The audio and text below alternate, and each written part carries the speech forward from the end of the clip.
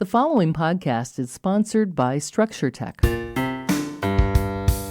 You know, there's so many names for them. You can call it an outside faucet, an outside hose bib, a spigot, a hose valve, or the one we removed from our home inspection software was sillcock. Welcome, everybody. You're listening to Structure Talk, a Structure Tech presentation. My name is Bill Ulrich, alongside Tessa Murray and Reuben Saltzman. As always, your three-legged stool. Welcome to today's episode, and we're going to dig into some plumbing topics today, specifically related to plumbing that runs to the exterior of your houses. In the Great Northland, where we live, this winter's been very, very mild, but we're about to enter a stretch of probably 10 to 14 days where things are going to get pretty cold around here. And so we wanted to just talk a little bit about these water sources and when they terminate at the exterior, what homeowners should be doing to make sure they don't end up with a problem later on this year. So Reuben, give me your definition of what an outside faucet is, because I call them faucets, but I know you call them something different. You know, there's so many names for them. You can call it an outside faucet, an outside hose bib, a spigot, a hose valve, or the one we removed from our home inspection software was sillcock. And I always use that term because that's what it said in the Minnesota State Plumbing Code. And when you go to the hardware store or the home improvement store and you want to buy an outside faucet, the technical name for them was sillcock. So that's what we'd always use. But I remember a home inspection I was doing with Malind many years ago. This is while he was in training. And I kept using that word and like his face was turning red and he was just dying. He's like, why do you keep saying that? I'm like, that's what it's called. He's like, but that's a dirty word. I'm like, no, this just means it's something that shuts off the flow of a liquid. That's the dictionary definition. It's a device for regulating the flow of liquid. He's like, well, not anymore, it isn't. And I was like, I'm like, all right, fine. And it may have taken me another year or two. And maybe George was like insistent that we're going to call it something else. And so I think we call it an outside faucet now, but we're talking about the same thing. It's the outside hose bib. We'll call it that. Awesome. I do appreciate the fact that Malind has never left 8th grade. Yeah, no doubt. Malind's awesome. Have you ever accidentally not treated these devices the way they should be treated in October of any given year? Oh, yeah. You're talking about our fall maintenance checklist, Bill. That is correct. Yeah. If you live in the frozen tundra, it's one of the most important things to do in the fall. And we talk about this. I think we did a fall maintenance podcast. You know, it was probably like a year and a half ago now, but we talked about how that's one of the most important things you got to cover is make sure that you winterize your outside faucets. Because if you don't, you can have a nasty mess. And, you know, now that we're talking about it, Bill, I think you shared that you forgot to do yours once, didn't you? I forgot to disconnect the hose on my frost-free and it backed up and it broke the pipe in between the actual shutoff and where the hose connects. And visually speaking, so a frost-free actually turns the water a little bit off inside of your house so that it shouldn't freeze. And then what remains from the shutoff to the exterior, you're just supposed to drip out of there. But of course, if you're an idiot like me and you don't take the hose off and the other end of the hose has the spray nozzle on it, which is not going to allow water to drain out or expand when the ice freezes, it has nowhere to go. So it expanded into the house and broke the pipe. I had like a 3/4 of an inch long break in the pipe and it was only $350 to replace. And I'm not handy. So I had to hire a plumber to do it. And he was here and gone in less than 45 minutes. Yeah, that's good money, huh? Well, the part was, I don't think the part's inexpensive, but you know, we had to cut holes in the ceiling. We had to do some other things like that. So it was a lot of fun. Yeah, I bet. So you talk about a frost-free faucet. How would somebody know whether they've got a frost-free faucet or not? Well, mine happened to have this nice little plastic cap on top of it. It's round, and every time you shut off the hose, water would come leaking out of there at the end of it. And that was like my first indication that it's a frost-free, because otherwise, if it doesn't have that, then there's no reason for water to leak out of it. Okay. So how did you find out that this was leaking, that your pipe burst? Did you have water coming out of the wall or what happened? I'm a careful observer. And when I walked past it one day in December when the hose was still connected, the plastic piece that was once intact sitting on top of this faucet was in 3 pieces on the ground. And I thought to myself, that's probably not good, which led me to think, well, this spring when I turn that thing on, I'm going to have to be paying attention. And so when I turned the faucet on in the spring, I still had some of my fancy home inspector tools, one of which was an IR camera. And I let it run for about a minute, and then I shut it off and came back in an hour or so to see if any water had leaked on the ceiling of my basement bathroom. And sure enough, it was nice and blue where that water was sitting on top of the drywall. Yeah. Could have been a lot worse. I remember growing up, I don't remember the exact circumstances. I was too young, but there was a pipe that burst going to the outside faucet. Even though there was a frost-free faucet, it was like a really cold snap. The pipe got really cold in the wall and a pipe split and it flooded our basement. Like, I mean, there was like an inch of standing water throughout the entire basement. It was so nasty from this tiny little split in the pipe, but boy, they caused a lot of damage. How long was that running before you realized? Oh, nobody was home. You know, and it was, I mean, you got lucky, Bill. You had all the tools, you knew what to do, but this was like a full-on burst. It went for hours. Yeah. All good home problems always happen when you're away from the house. Oh, right.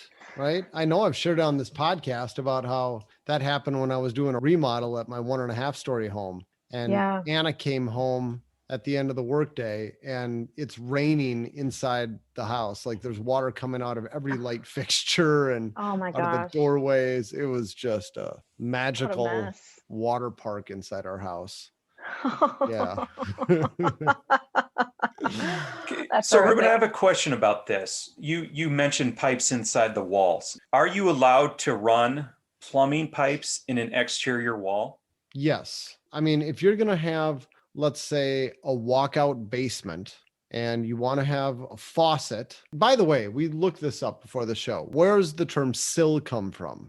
It's because it usually comes out at about the area of the rim joist, also known as the sill plate, or whatever's on top of the wall. That's why they call it that. If you want to have a faucet at the back of your walkout home, you don't have any choice but to run a pipe inside that exterior wall. So it certainly happens a lot. And the idea is you put it on the warm side of the insulation, hopefully. And as long as you do that, you won't have any problems. Okay, even though the pipe is right next to the drywall, and if you're hanging pictures like your 8-point buck that you just took down and you're doing it on the exterior wall, you might need to be a little careful where you put that screw. Yeah, that's a good point, Bill. Definitely. You would have to be really unlucky to hit that pipe, but I've known home inspectors who have been unlucky with screws around plumbing.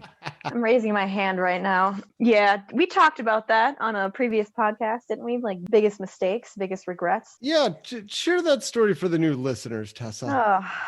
Well, I hope you all learn from my mistake. No, it was a upstairs bathroom. There was a plumbing access panel in a closet, and there was a what was it? Like a 3-inch screw that was going through the top of this panel into the sheetrock above the hole in the drywall. When I was taking it out, I wasn't really paying that much attention. Just took the screw out, opened up the panel, was checking the overflow for leaks, filled up the tub, let it drain, was putting it back in. And Reuben, you were at this inspection because I was inspecting for someone special, right? Yep. Do you want to tell the audience who it was? It was master electrician Derek Burchell and why haven't we had him on our show? We got to book him. Yeah, we should. But probably because he's really busy most of the time. Probably so. But yeah, he's with Electric City. I was just taking off. Remember, I was in the driveway in my truck. You were just leaving. And so I was finished checking out the drain and the overflow, and I was putting the panel cover back on. And I took the screw and I put it back in the exact same hole through the sheetrock and was putting it in. And instead of leaving it, like an inch or two out, I put the screw all the way in. As one does. Mistake. Well, one does. But you know what we always talk about is leaving the house exactly the way we found it. And if I would have left that screw exactly the way I found it, where it was sticking out a couple inches, we wouldn't have had this problem. But what was directly behind this pointed screw was a water pipe, and the screw went right into it, and water started spraying out immediately.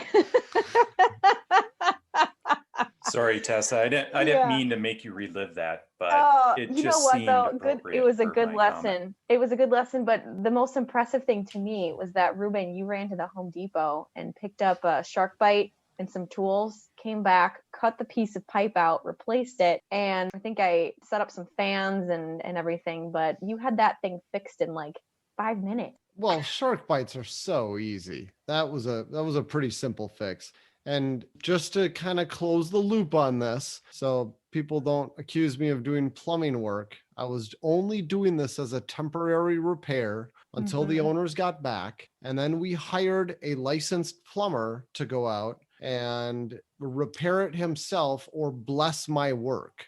And so we did do that. And it just so happened that right after this licensed plumber did all that, we hired him to be our next home inspector. That became Joe Westerland. I didn't realize that was Joe who went out there. That was Joe. Yes. Wonderful. Yep. Huh. And I said, "You're so awesome, and we make leaks so often. We need you.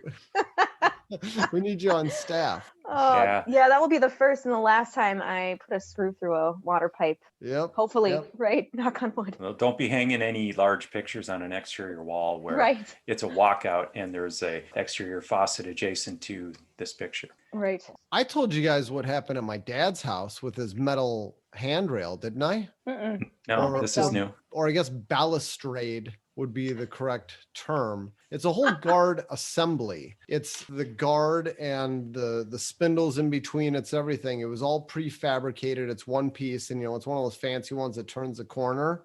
You got to order it custom. He attached that to the wall, and one of his screws went through a Romex cable, went through a live wire, and it energized the entire guard assembly. Oh. And I don't know how this happened, but nobody knew it was energized for like a week or two until after he was done. And one day my sister grabbed on it and she got lit up. And she's just like, "What the heck? This is Mindy." And we, of course, I'm sure we figured she was crazy. Like, "What are you talking about?" And yeah, sure enough, turned out that screw had penetrated a live wire and energized the whole thing. So that was an outside guardrail he was putting No, up? it was inside. Oh, It was inside the house. wow. And, it technically shouldn't have happened. In case people are wondering, like, isn't there something in place to prevent this? Yes, it's called a nailing plate. When you have non-metallic sheath cable, also known as Romex, when you have that close to the surface of the wall, you're supposed to have a nailing plate, a big chunk of metal in place that's going to prevent you from sticking a screw through. But evidently it didn't happen here. We got to recenter. We got to get back to sillcocks, Reuben. Oh, that dirty word, Bill. Exterior faucets. All right.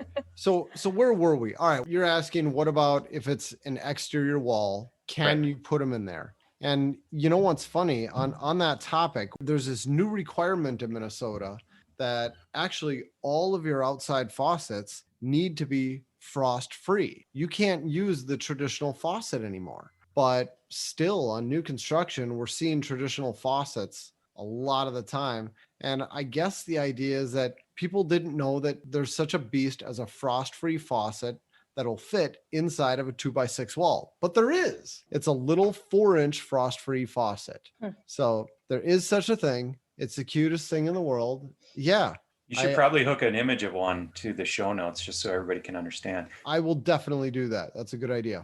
I mean, from a visual perspective, typically these shutoffs would be like a foot inside your house, where obviously you have a finished wall, an exterior wall. Those would always be 2x6.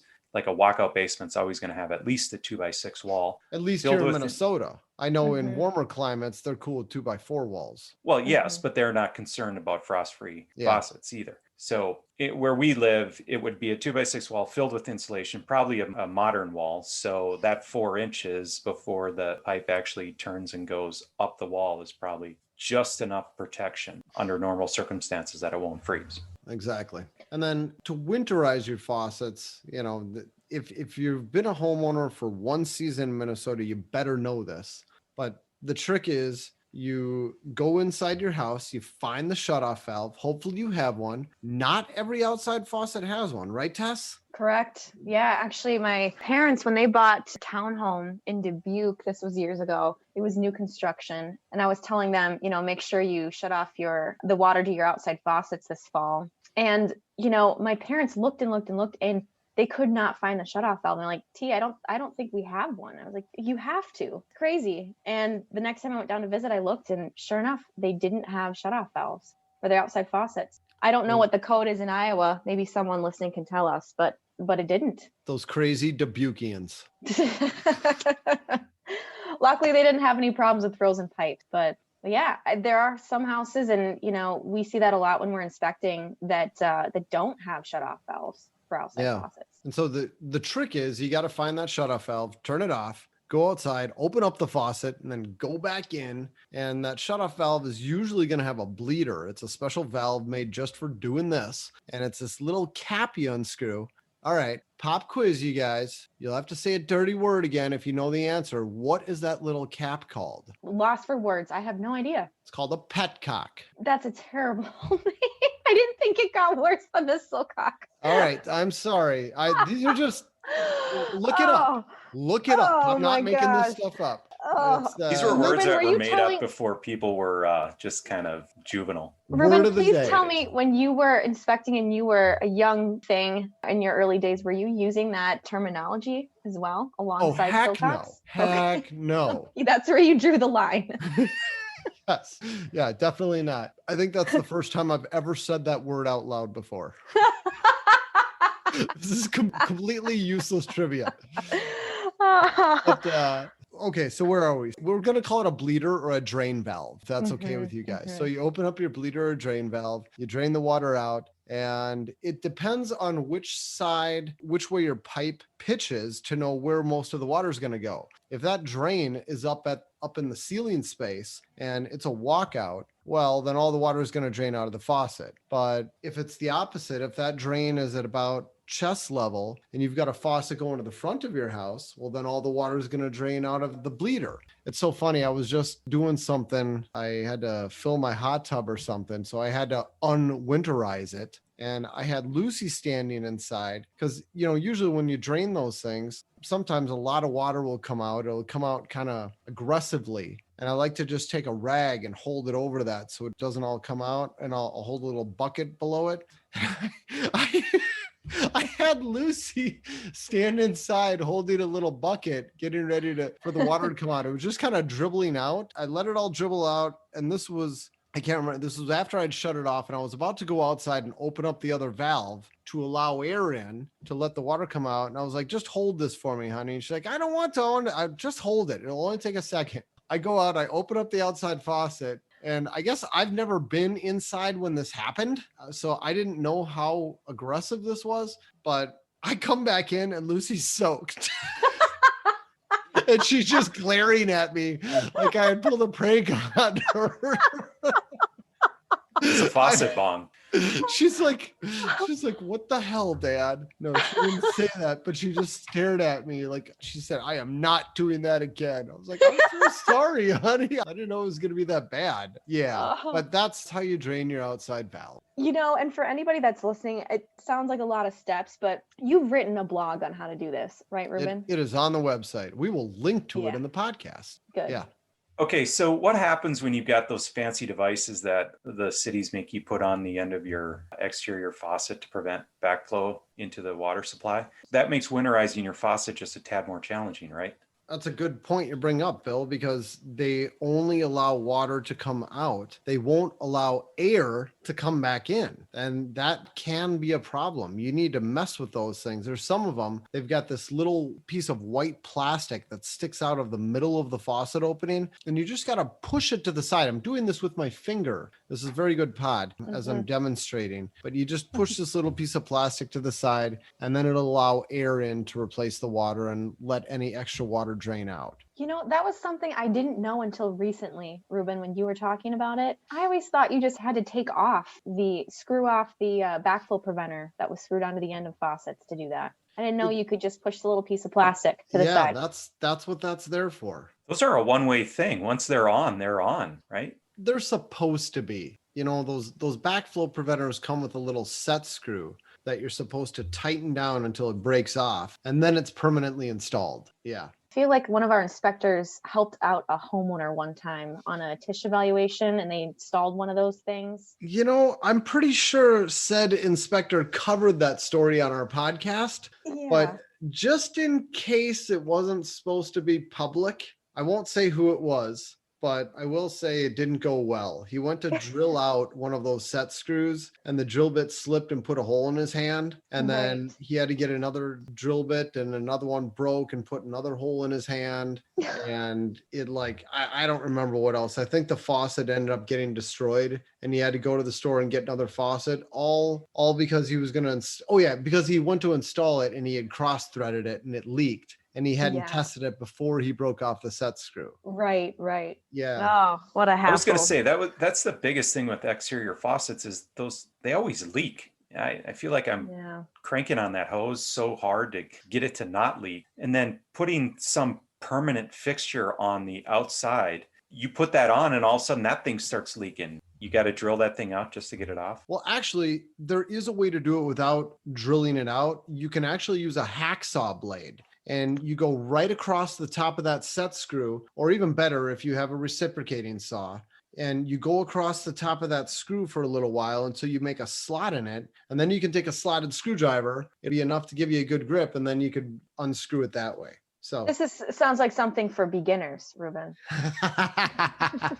This is deja vu. I think we've covered this on the podcast before, but it can be done. I know that you always say you have to test these at every home inspection. Oh my goodness. Yes. We've gotten a lot of complaints from people who said their faucets didn't work when they went to turn them on in the spring. And on every one of those, I have been so thankful that we had something in the report saying we tested the faucet and it was not functional.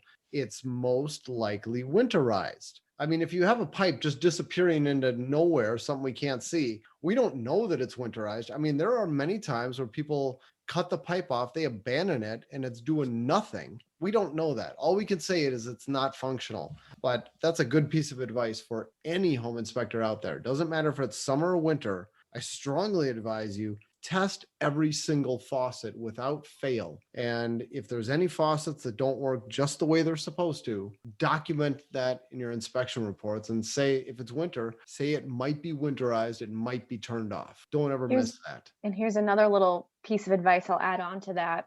Leave those outside faucets in the exact configuration that you found them.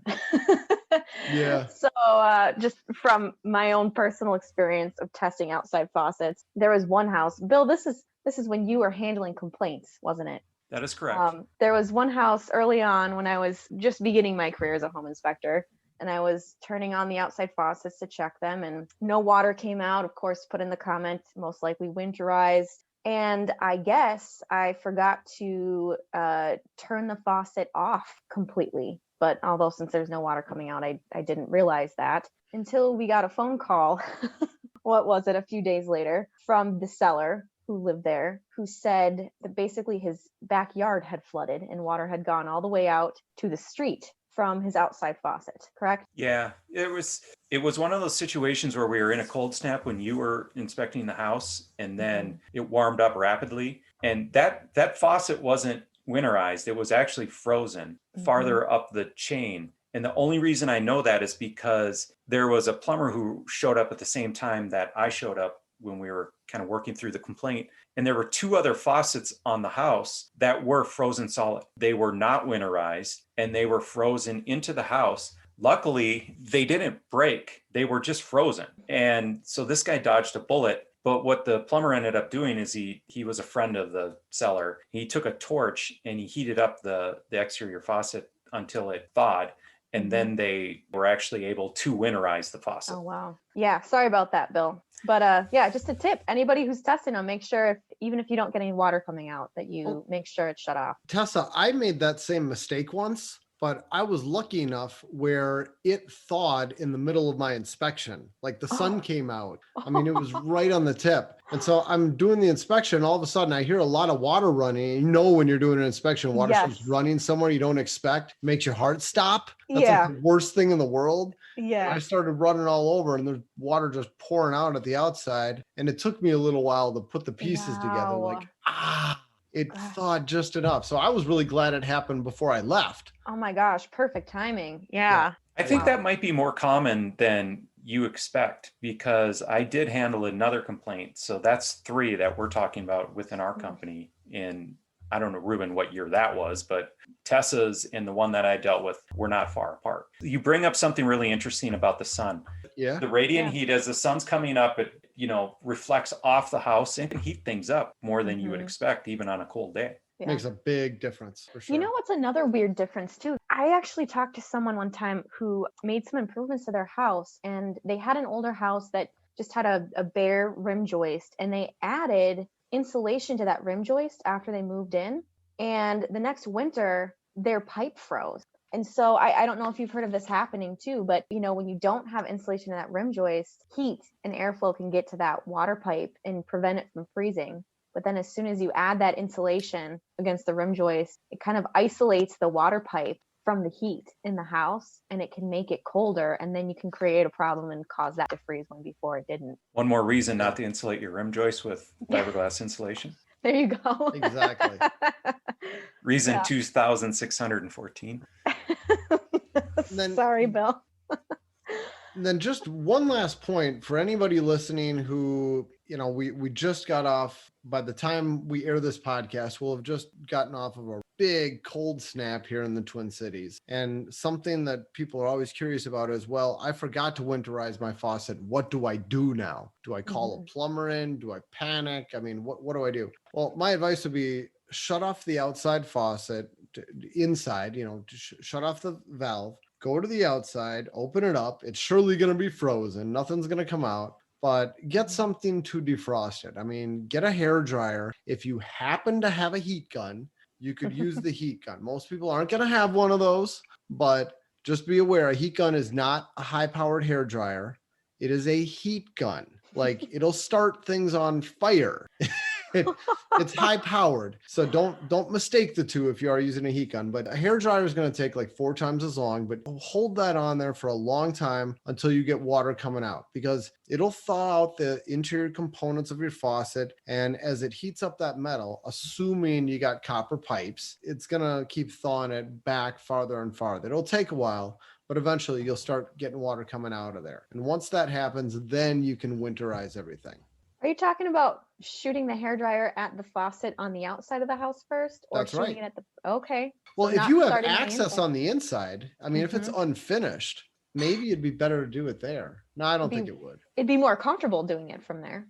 Oh, it certainly would. Good point. Yeah, wouldn't that be a funny sight? Look out the window and see your neighbor standing out there with a long extension cord and a hairdryer, just pointing it out their faucet. Yeah, if you were my neighbor about 7 years ago, you would have seen me doing that. So if I was that neighbor, I would have immediately gone to the hardware store and bought you one of those styrofoam caps that you can install over the outside of your exterior faucet, because those will solve all your problems, right? No, Bill, no. I know you're setting this up. No way. We don't like those things. They're better than absolutely nothing, but it's far better for you to simply winterize your faucet. And if you can't do that, if you don't have a valve, have a plumber put a valve in. Don't mess around with those crazy styrofoam covers. I don't trust them a bit. I've never seen one that actually stayed in place. Yeah, that's true. That's true. And they make for good mouse bedding. So the mice can run up there and chew on it and then build a nest in your wall. You got to winterize. You got to pay attention occasionally, especially pay attention when you turn them on in the spring. I think that's it. I think we covered everything there is to possibly cover about outside faucets. Sillcocks. Tessa, you did it. You said you weren't ever going to say that, and you just did. That was great. So, on that note, I think we should wrap up this episode. Thank you for listening. You've been listening to Structure Talk, a Structure Tech presentation. My name is Bill Ulrich, alongside the foul-mouthed Reuben Saltzman and Tessa Murray. We will catch you next time. Thanks for listening. For more information on how we can provide you with the right information about your home before you buy or sell, contact us at structuretech.com.